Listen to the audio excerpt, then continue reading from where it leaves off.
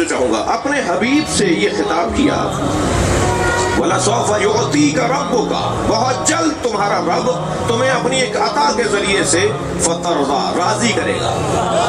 بھئی ساری دنیا اللہ کو راضی کر رہی ہے, اللہ مصطفیٰ کو راضی کرنا ہے. یہ عظمت مصطفیٰ کا ایک مکمل باب ہے. کیا مسئلہ تھا جس کی بنیاد پہ سرکار کو اللہ راضی کرنا چاہتا ہے؟ کوئی پریشانی تھی, کوئی سرکار کے ذہن مبارک میں خیال تھا, سرکار کے ذہن مبارک میں کوئی تصور تھا, کوئی بات ہے کہ جس پہ وہ راضی ہونے کی بات ہو رہی ہے؟ پس منظر میں کوئی خیال ہے؟ جیسے غدیر کے موقع پہ یہ جو لہجہ آیا ہے نا اللہ کا, ان لم تفعل فما بلغت رسالتہ, اگر یہ کام نہیں کیا تو کچھ بھی نہیں کیا, یہ لہجہ بتا رہا ہے کہ سرکار کے ذہن مبارک میں ایک خیال تھا کہ اگر میں نے اعلان ولایت علی کر دیا تو فساد پھیلے گا. تو اللہ نے دو پیغام دیے کہ ایک تو اگر یہ نہیں کیا تو کچھ نہیں کیا, اور دوسرا واللہ یعصمک من الناس, اللہ تمہیں لوگوں کے شر سے بچائے گا. اس کا مطلب ہے کہ سرکار کے ذہن مبارک میں کوئی شر پھیلنے کا تصور تھا کہ میں اعلان ولایت علی کروں گا تو فساد ہوگا, جھگڑا ہوگا, کوئی کھڑا ہوگا, کوئی شور مچائے گا. اچھا, مشاہدہ بھی تھا سرکار کا. یہ تو میں جب اپنا اعلان کر رہا تھا کہ جب 3 دن تک کھانا کھانے کے بعد یہ فساد پھیلاتے رہے, یہ تو پھر علی کا اعلان ہو رہا ہے. جب میرے اعلان پر ہی یہ ان سے ہضم نہیں ہو رہا تھا, دعوت ذوالعشیرہ میں اعلان نبوت ہی ان سے ہضم نہیں ہو رہا تھا, تو اعلان ولایت ان سے ہضم کیسے ہوگا؟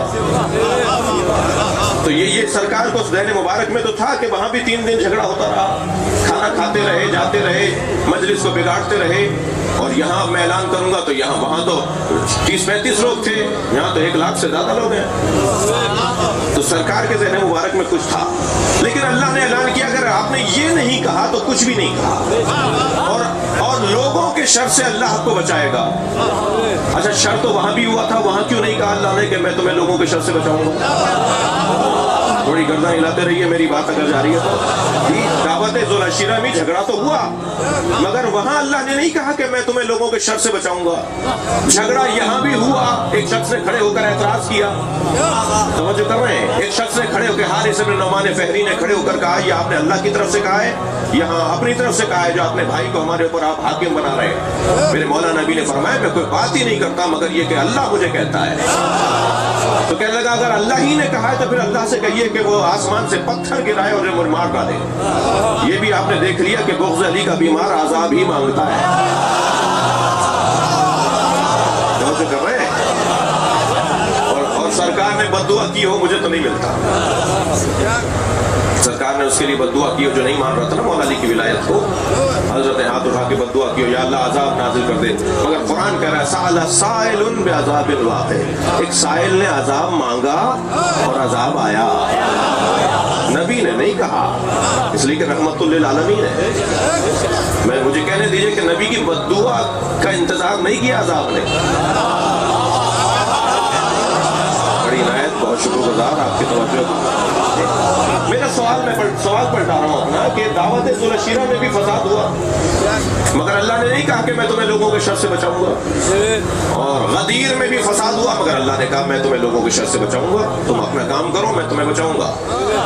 بہت طویل بھی بات کر سکتا ہوں اس مرحلے پر, اور مختصر ایک جملہ بھی ہدیہ کر سکتا ہوں, تو مختصر ہدیہ کر رہا ہوں. اور وہ ہدیہ کلام یہ ہے کہ وہاں اللہ نے اس لیے نہیں کہا کہ میں لوگوں کے شر سے بچاؤں گا, اس لیے کہ وہاں حفاظت کے لیے ابو طالب تھے. صلوات پڑھیں محمد و آلہ.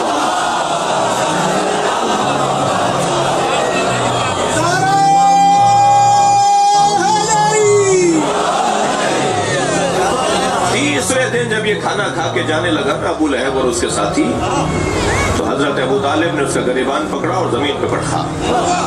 ادھر اسے ایک ہاتھ سے زمین پر گرایا, دوسری طرف نبی کو دیکھ کر کہا قوم یا سیدی و مولائی, کھڑے ہو جاؤ میرے مولا.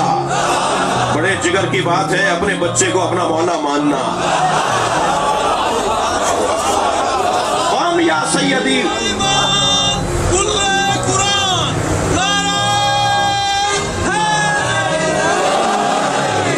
سیدی و مولائی وقول قل ما شئتا. اے میرے سید، اے میرے مولا، کھڑے ہو جاؤ اور وہی بولو جو تم چاہتے ہو۔